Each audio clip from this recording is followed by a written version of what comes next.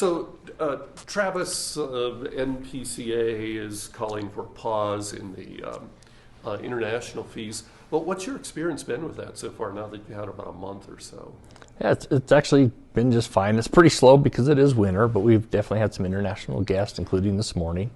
And so it really hasn't been too big a deal. There's obviously the learning curve and getting people to know, but I think a lot of them that come here don't know what the fees will be, or they've already done their homework. And so I think as it moves into summer, I think if there's going to be issues, that may be it, but I think there's enough time to let people know what's happening. And so far, other than the confusion when it first came out, trying to figure out how that's going to happen. But once that direction came out for us as operators, and I think for the park, especially here in Yellowstone, it took a little bit to get all that worked out. But I think once they had it, from our experience, it's been pretty easy. And yeah, I just wanted to make sure I had that going. And also, as a business, how does it affect you as a business in dealing with that?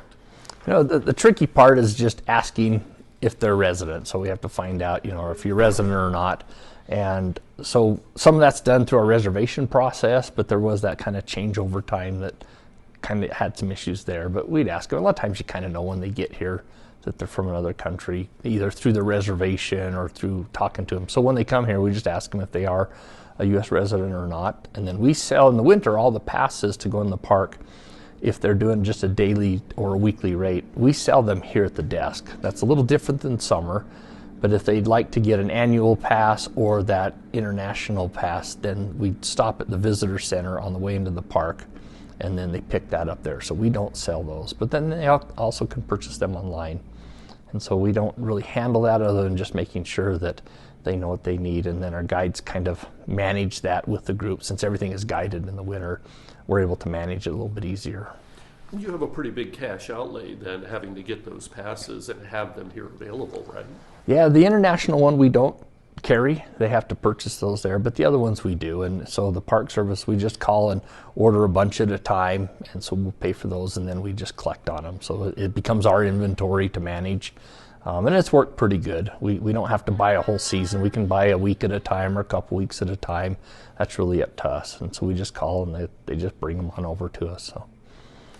NPCA seems most concerned about the coming summer season. Based on what you've seen so far, do you have concerns?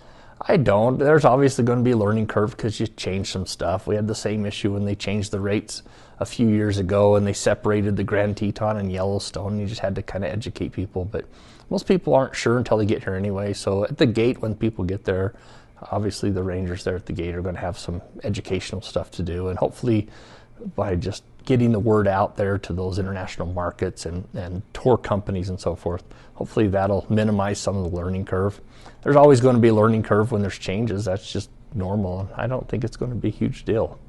And do you think the new digital online passes will help too? Oh, I think that'll help a lot. I think the more we push that, I think that's going to be great.